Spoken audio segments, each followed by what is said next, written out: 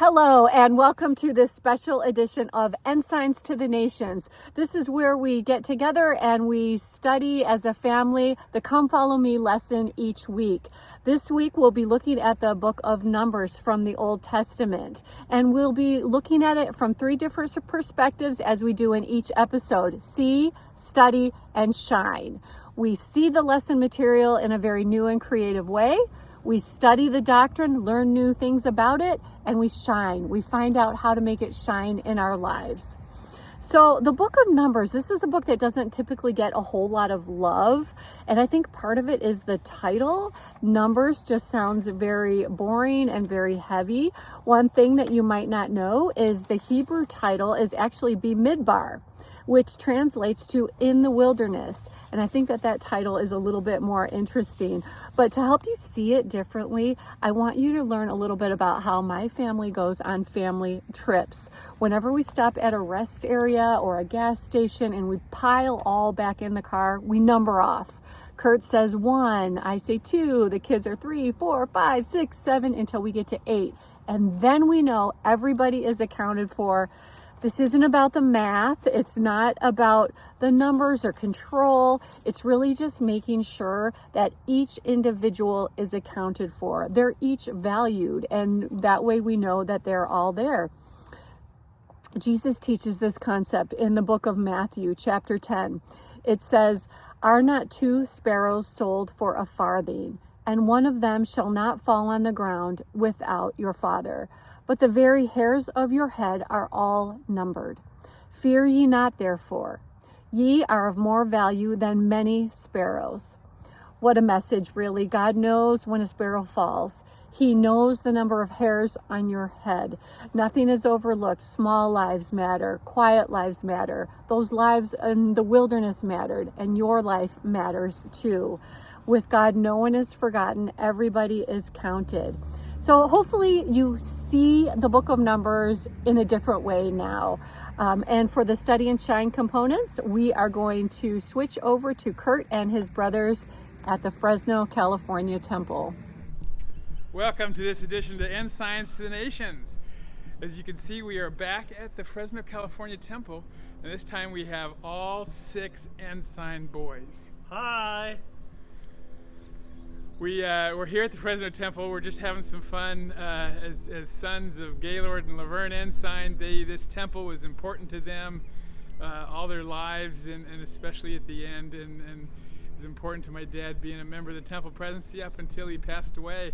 So we're happy to be here.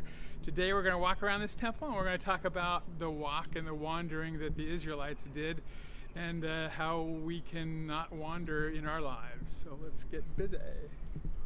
All right. Wander, not wonder. Let's do some wandering. I guess we could wonder. Yes, I'm sure they wondered while they wandered. I'm wondering. So the book of Numbers, which is what we're talking about right now, is we're going over Numbers 11 through 14, and then there's 20 to 24, and then there's 27, I think. So there's a lot of different things, but it basically talks about what happens when the Israelites, they left Mount Sinai, and they have this traveling tabernacle now with them, and they're doing everything they possibly can to just be God's people. And what's interesting in the beginning of this lesson, it talks about how there is no way that people could take 40 years to travel from where they did to get to Israel. Right. So it talks more about the metaphor and why it took them so long to do it. Yep, exactly. In chapter 11, that's what they do, is they go and they actually get to the edge of Canaan, and when they get there, God tells Moses to send 12 people, the spies, to go off and see what Canaan's like. And when they come back, they say, well, it's awesome. And they brought all these big giant things of grapes, and they said it's got a lot of fruit and it's got a lot of everything, but their people are pretty tough. They called them giants. And so one of them, or 10 of them, 10 of the people say, we shouldn't go and we shouldn't take them. But then two of them, Joshua and Caleb, say, you know what? We should do it. We should do it, and we should do it right now because God is on our side. And so they end up telling the people, and the people fear instead of have faith, and they side with the 10, and they decide not to do it. And God punishes them and says, okay, well then you guys aren't ready, and get lost. And so they do. They get lost, and they literally wander around for 40 years. It's appropriate to us because I think we sometimes do the same thing. Sometimes we are right at the edge, even if we don't know it. We're at the edge of a goal or something good, or our promised blessings, or our promised land. I think about it as, I remember once when we went, remember guys, when we went to Grand Canyon to hike down the Grand Canyon with the McCaulleys? Yeah. And I can remember, yeah, it was raining and snowing and sleet. I mean, I can remember walking down that hill, down that trail, and thinking, I can't do this. This is terrible. Some people didn't want to go. No. And Kelly, me, yeah, you. I didn't go, right. I think it was so the we three of turned us around and we went back.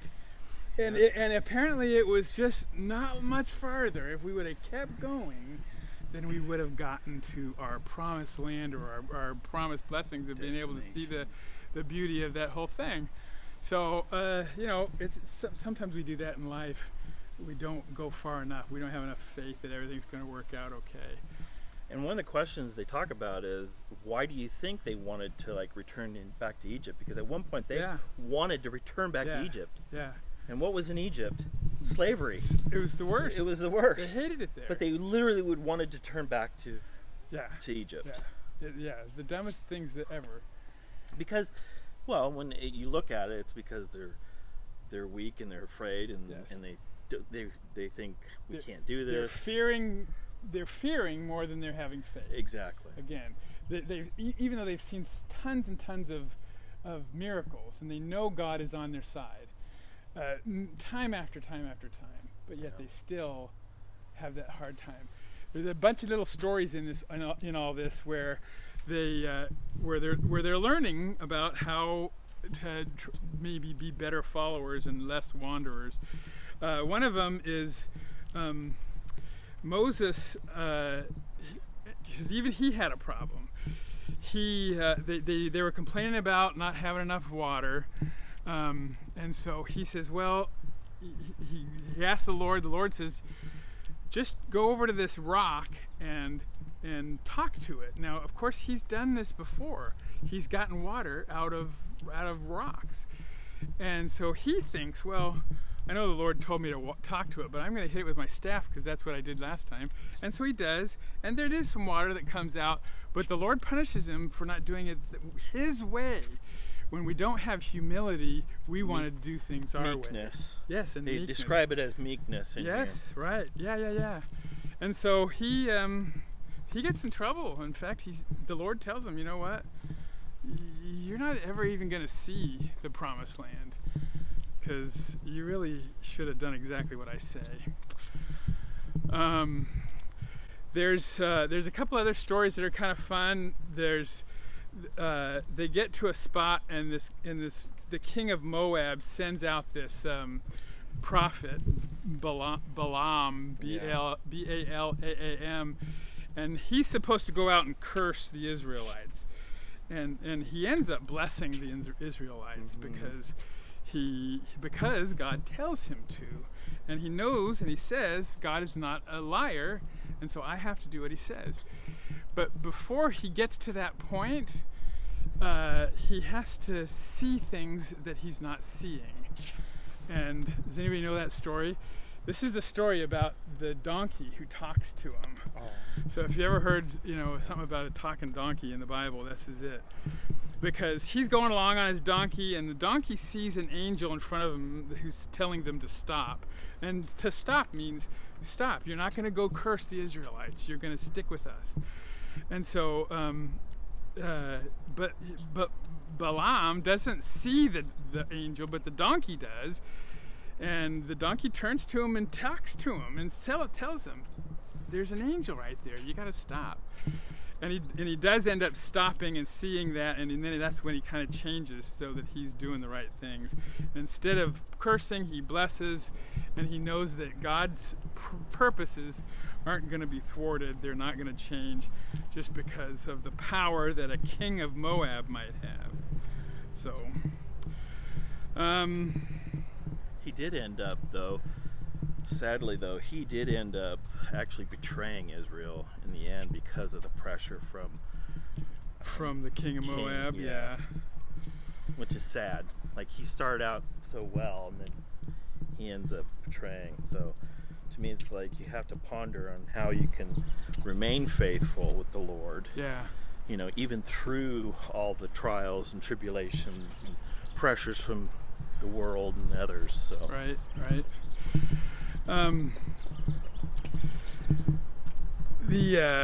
There's one time when, because the Israelites just complain a lot, and at one point they were complaining so much, and Moses said, you know what, I can't do this anymore, you guys are just too much, and he tells God, and he complains to him, and God says, well, go get some help, and that's when they first come up with the 70, and so he has 70 helpers to help him. But they're complaining so much that God also gives them plagues still. And he gave them one plague where these serpents came and attacked everybody, and they were biting people and killing them. And so in order to fix that, what were they supposed to do? Just look at it. Just look at this sign. Yeah, make a brass serpent up on your staff. Look at it. And all you had to do is look at it. Did they? Some did, but most didn't. They couldn't. They couldn't even look at that. It was that simple enough of a thing that they couldn't even do. And I think, what are the simple things that we should be doing all the time that'll help us, that we've actually been promised by a prophet that we should do. And they talk about how the symbolism is, here's Christ as the brass serpent up here, and then here is the people not looking at him, and then they were bit by snakes. Yeah. And so what does that represent? Satan biting them, and then they end up dying and things like that. Yeah. So to me, it's like, it's as simple as going to Christ, or as simple as following Christ. And how do we do that? What do we do to go to Christ? What kinds of things do we do in our lives? We read the scriptures, we pray. Right. Those are the simple things. The simple things that some people don't even recognize, that those are the simple things the Lord's told us to do, and we'll be saved and we'll be helped. Keep the covenants. Keep our covenants that we've made. Go to the temple, serve, read the scriptures. All those things. Those are those simple things. So as we think about how in our lives, do we ever wander? We were just talking to somebody else and saying, well, that's kind of like my whole life, wandering around thinking, hey, I had some goals and it never worked out.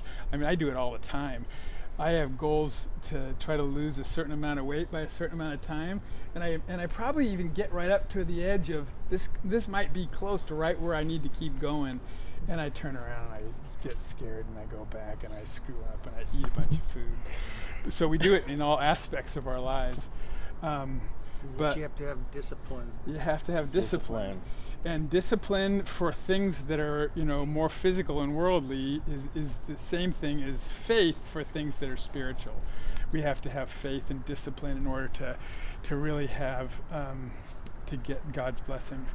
We need to not complain like the Israelites did constantly. They complained and they got in trouble for it. Be meek. So be humble and meek, not complaining. Really get what the Israelites, they were complaining that they didn't have any food, and so God ended up giving them a whole bunch of quail. And they did have food. They had manna. They had manna every single day, but they were sick and tired of it. This miracle food that they would have all the time, they still complained about it, and they didn't get they weren't grateful for what they were supposed to have. So being grateful, being humble, doing the little things and the small things, simple things, those things help us to not wander. I think what really is that we need to look at ourselves as the Israelites in the past and what we are today, and then kind of look at it and say, are we wandering? Yeah. Spiritually wandering? And is it going to take us 40 years to get to where we need to, or can we make that path a lot quicker. Make the better decisions at the beginning. Exactly. Get on that covenant path, Yeah. and you'll get there a lot faster. If they would have sided with the faithful ones, Joshua and Caleb, then they would have gotten in, and they wouldn't have had to wander Exactly. for 40 days. So it's the same way with us. Yeah. We need to be doing those things. And wandering doesn't necessarily mean, I mean, we probably all know people who you can tell in their life they are wandering big time. You know, they could be homeless, they could be on drugs. There's obviously a clear wandering, but I don't even think we have to think about it that way. I think, yes, we wander in our lives many different ways, whether that's dealing with tithing or whether it's dealing with going to church or just small Spiritually, things. physically. Yeah, Any kind all of those things, things. right? Those are all wanderings that we can learn from the Israelites for. So, all right, well, thanks for walking around with the brothers. We got a couple of them taking some great videos that we'll put into this video here, and we appreciated being at Dad's temple. Well, no, I guess we can't really call it Dad's temple, but he really loved being here and being a part of it. And we did too. So join us next time on Ensigns to the nations.